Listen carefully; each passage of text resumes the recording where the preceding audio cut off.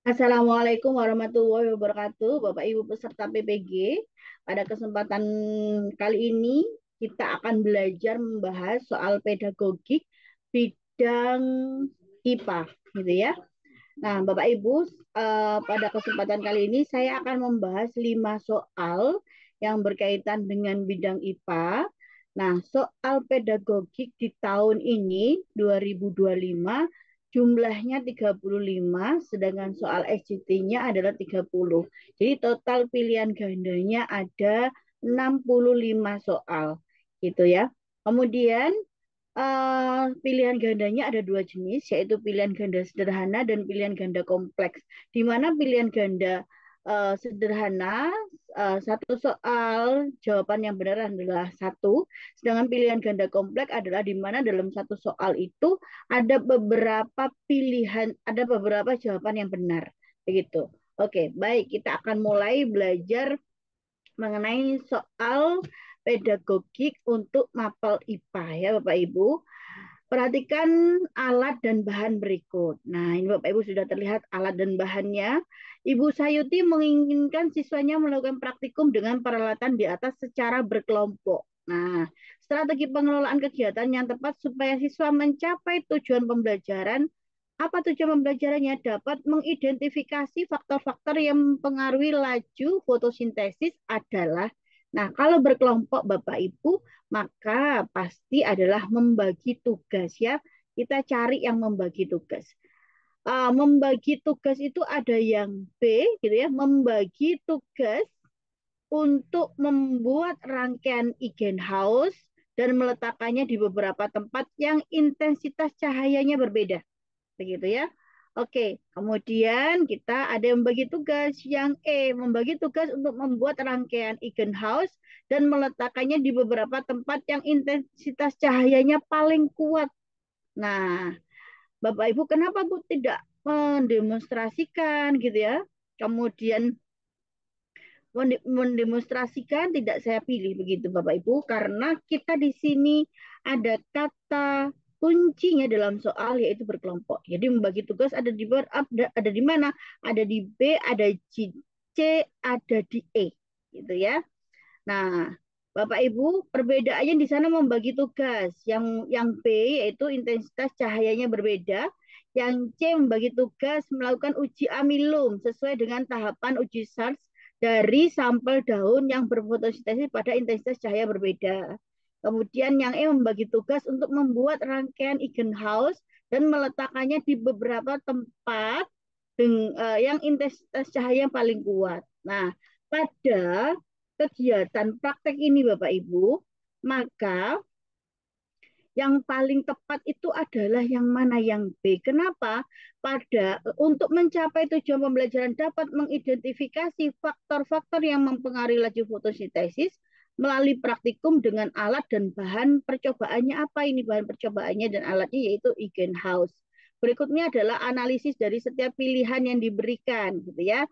Nah, yang A mendemonstrasikan perbuatan rangkaian Igen House dan meletakkan di beberapa tempat yang intensitas cahaya berbeda. Ini mungkin siswa melihat langsung perbedaan efek cahaya pada fotosintesis. Namun karena ini hanya demonstrasi, siswa tidak terlihat secara aktif dalam eksperimen, Bapak Ibu. Jadi itu alasannya kenapa demonstrasi itu tidak dipilih, karena memang dilihat kunci di sana, kunci di soalnya adalah pembelajarannya berkelompok gitu ya. Yang B, membagi tugas untuk membuat rangkaian Igen House dan meletakkannya di beberapa tempat yang intensitas cahayanya berbeda. Ini adalah pilihan yang baik karena melibatkan siswa secara aktif dalam pembuatan dan penempatan rangkaian Igen House-nya. Dengan cara ini siswa dapat mengamati perbedaan laju fotosintesis berdasarkan variasi intensitas cahaya yang berbeda. Oke, sedangkan yang C kenapa salah gitu ya? Karena membagi tugas melakukan uji amilum sesuai dengan uji SAT dari sampel daun yang berfotosintesis pada intensitas cahaya yang berbeda. Ini memberikan siswa pengalaman dalam melakukan uji amilum, tetapi tidak melibatkan siswa dalam proses langsung dari percobaan yang mempengaruhi laju fotosintesis itu sendiri. Nah, kan yang diminta adalah kita melihat tujuan pembelajarannya adalah laju fotosintesis ya, mengidentifikasi faktor-faktor yang mempengaruhi laju fotosintesis. Jadi uji amilum itu bukan, gitu ya. Kemudian yang D, membagi tugas melakukan uji amilum sesuai dengan tahapan uji SARS dari ya, mendemonstrasikan. Nah, ada kata yang demo, maaf ya.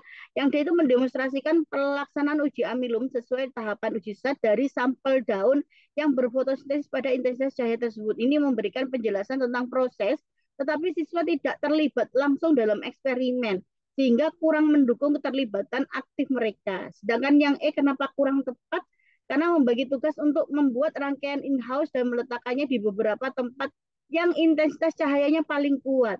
Ini terlalu membatasi karena hanya fokus pada tempat dengan intensitas cahaya paling kuat dan tidak memberikan variasi yang dibutuhkan untuk mengidentifikasi faktor-faktor lain yang mempengaruhi laju fotosintesis, gitu ya. Oke, jadi pilihan yang paling tepat adalah yang B karena membagi tugas untuk membuat rangkaian in-house dan meletakkannya di beberapa tempat yang intensitas cahayanya berbeda. Nah, strategi ini akan mendorong keterlibatan aktif siswa dalam eksperimen, memungkinkan mereka untuk secara langsung mengamati pengaruh variasi intensitas cahaya terhadap laju fotosintesis. Baik, Bapak Ibu. Kita akan lanjut soal yang kedua. Bapak Ibu, ada soal dengan gambar seperti yang tertera di soal nomor 2 ini. Oke, Bapak Guru Rahman menginginkan siswanya melakukan praktikum dengan peralatan di atas secara berkelompok. Rumusan indikator yang tepat yang mencerminkan siswa dapat menyelidiki bahwa warna cahaya adalah faktor yang mempengaruhi kecepatan fotosintesis tanpa terjadi kecelakaan kerja yang berarti. Nah, ini ada tanpa terjadi kecelakaan kerja yang berarti ya. Jadi harus safety ya Bapak Ibu. A. Mendemonstrasikan pelaksanaan uji amilum sesuai tahapan uji SAT dari sampel daun yang berfotosintesis pada warna cahaya yang sama, hanya dilakukan guru dan para siswa supaya aman melihat dan mengamati saja. Jadi gurunya yang praktikum, siswanya hanya mengamati gitu ya. Oke. Kemudian B. Membagi tugas melakukan uji amilum sesuai dengan tahapan uji SAT dari sampel daun yang berfotosintesis pada warna cahaya yang sama. Dipandu lembar kerja siswa yang memberikan panduan penggunaan. Nah, siswanya dikasih panduan. Oke, yang C. Membagi tugas melakukan uji amilum sesuai tahapan uji SAT dari sampel daun yang berfotosintesis pada warna cahaya yang berbeda. Dipandu lembar kerja siswa yang memberikan panduan penggunaan. Oke. Yang D. Mendemonstrasikan pelaksanaan uji amilum sesuai dengan tahapan uji SAT dari sampel daun yang berfotosintesis pada warna cahaya berbeda. Hanya dilakukan guru dan para siswa supaya aman melihat dan mengamati saja. Gitu ya. Oke, yang E membagi tugas melakukan uji amilum sesuai tahapan uji SAT dari sampel daun yang berfotosintesis pada warna cahaya berbeda dibantu lembar kerja siswa yang memberikan panduan penggunaan peralatan secara tepat gitu ya Bapak Ibu. Ini yang paling aman yang mana dan terutama anak juga aktif gitu ya. Jadi memang jawabannya adalah yang E Bapak Ibu. Untuk menyusun indikator yang mencerminkan kemampuan siswa dalam menyelidiki bahwa warna cahaya adalah faktor yang mempengaruhi kecepatan fotosintesis tanpa terjadi kecelakaan kerja, kita perlu mempertimbangkan opsi yang memberikan keterlibatan aktif bagi siswa. Jadi serta memastikan tentunya bahwa mereka itu dilindungi dari potensi kecelakaan selama praktikum. Oke, mari kita analisis ya satu persatu. Yang A mendemonstrasikan pelaksanaan uji amilum sesuai tahapan uji SAT dari sampel daun yang berfotosintesis pada warna cahaya yang sama. Hanya dilakukan guru dan para siswa supaya aman melihat dan mengamati saja, gitu ya.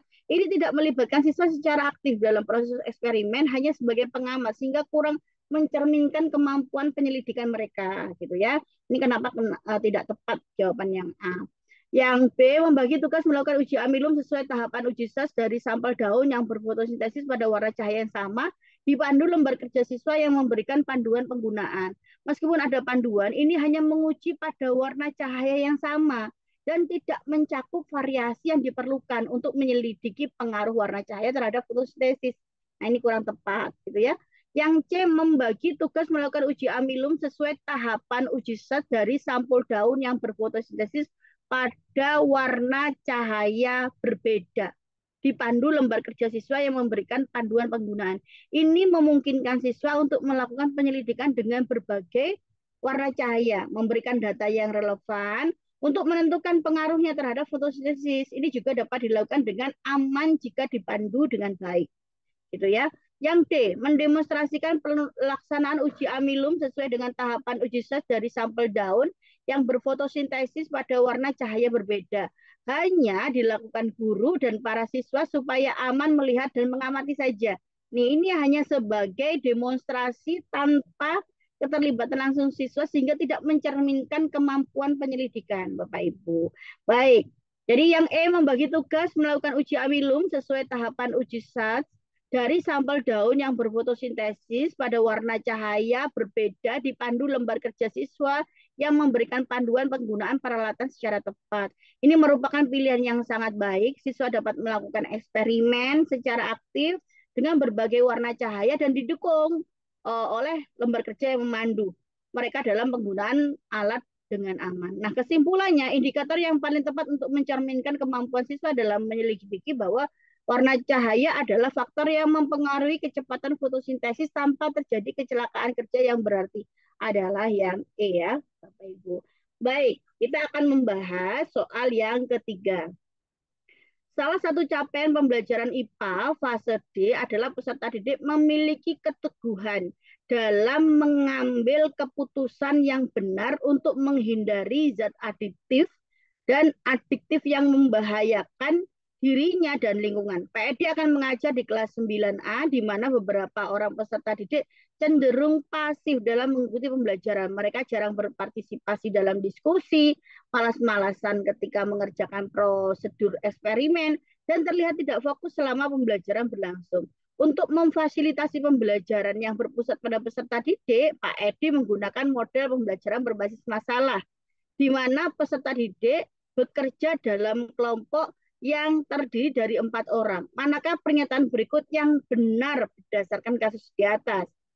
A. Pembelajaran berbasis masalah tidak tepat diterapkan untuk peserta didik yang pasif. Gitu ya, kita cari yang benar ya.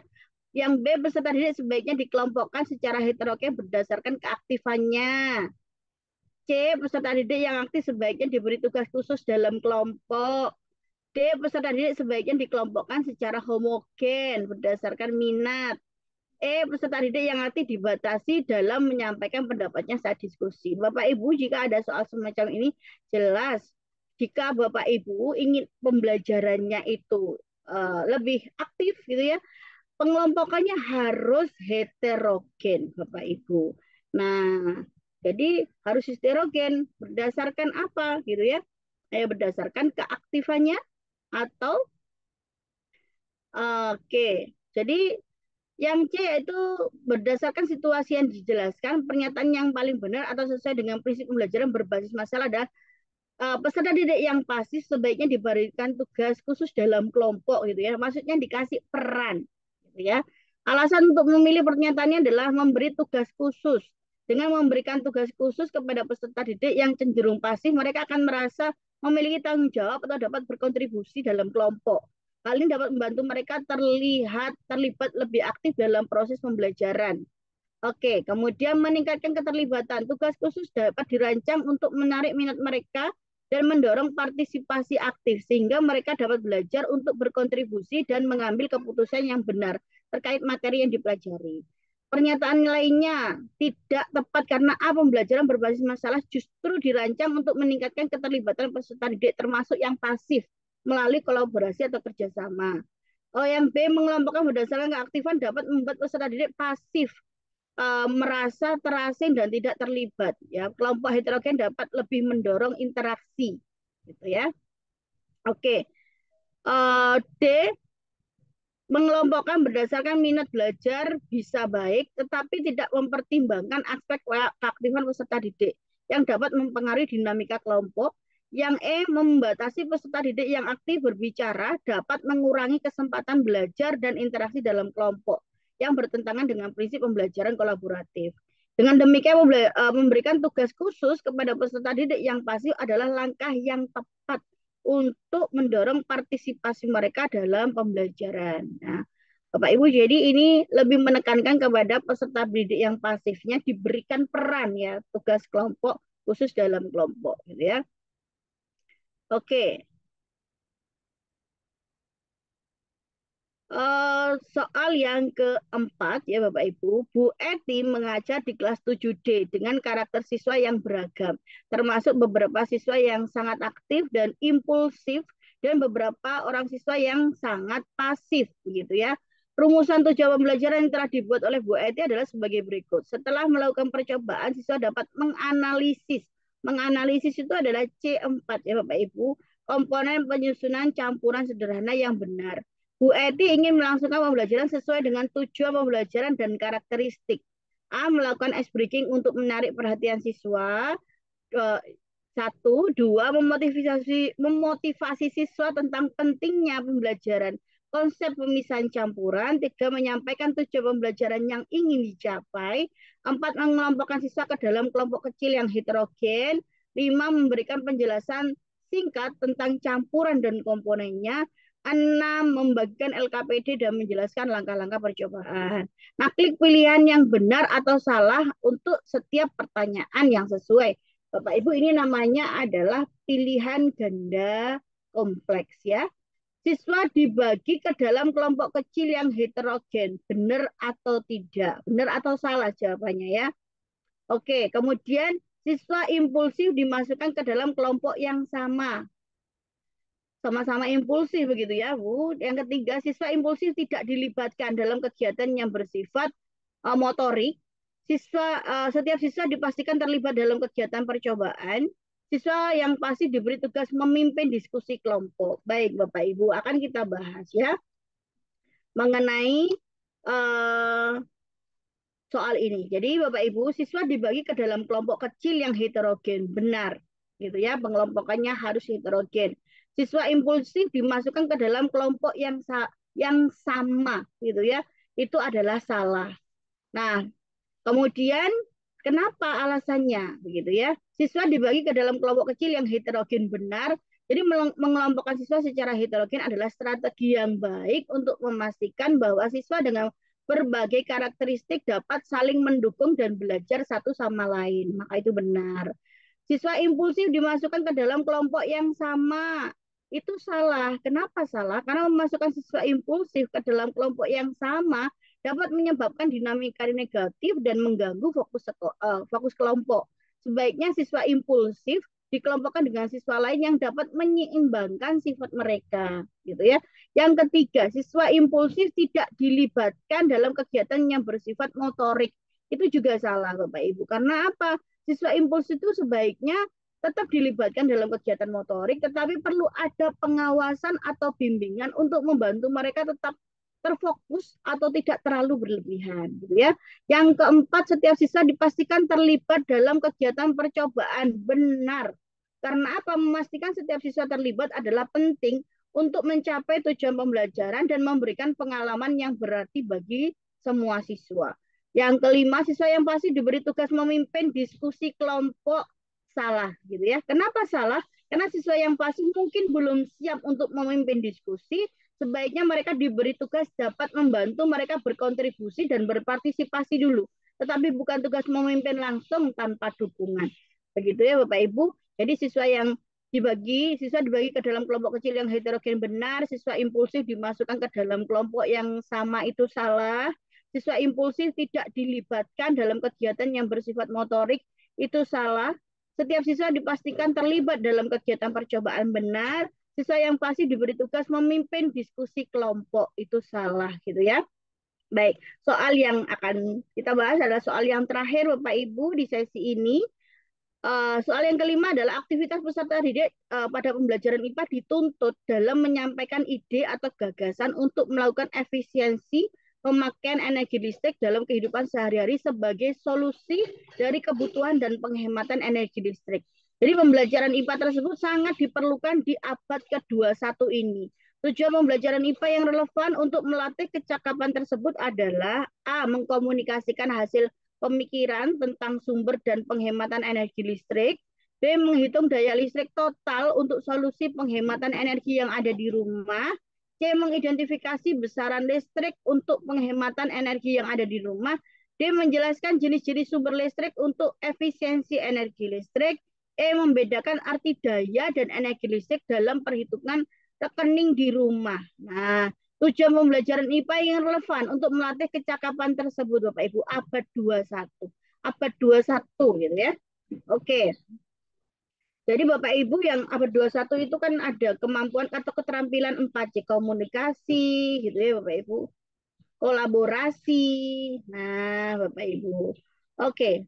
Jadi sebenarnya dari 4C aja kita sudah komunikasi, kolaborasi, critical thinking. Dari A sampai E kelihatan sekali bahwa jawabannya itu adalah yang A, mengkomunikasikan. Nah, dalam konteks pembelajaran IPA yang bertujuan untuk melatih peserta didik dalam menyampaikan ide atau gagasan untuk efisiensi pemakaian energi listrik, tujuan pembelajaran yang paling relevan dengan keterampilan abad 21 gitu ya, yang A yaitu mengkomunikasikan hasil pemikiran tentang sumber dan penghematan energi listrik. Alasan pemilihan ini apa?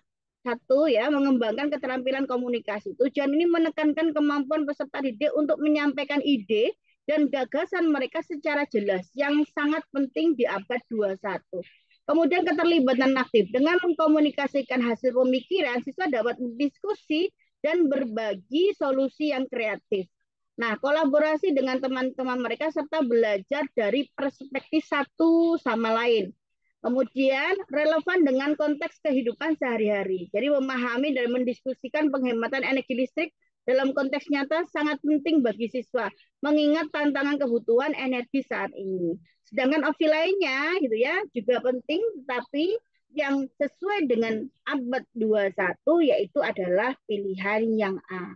Baik Bapak Ibu, jika Bapak Ibu menginginkan pembahasan yang mendalam mengenai soal-soal pedagogik sesuai kisi-kisi, silakan bergabung di bimbel saya dengan menghubungi saya di nomor yang sudah tertera di deskripsi. Baik, kita akan ketemu di sesi selanjutnya di mapel yang berbeda ya Bapak Ibu. Assalamualaikum warahmatullahi wabarakatuh.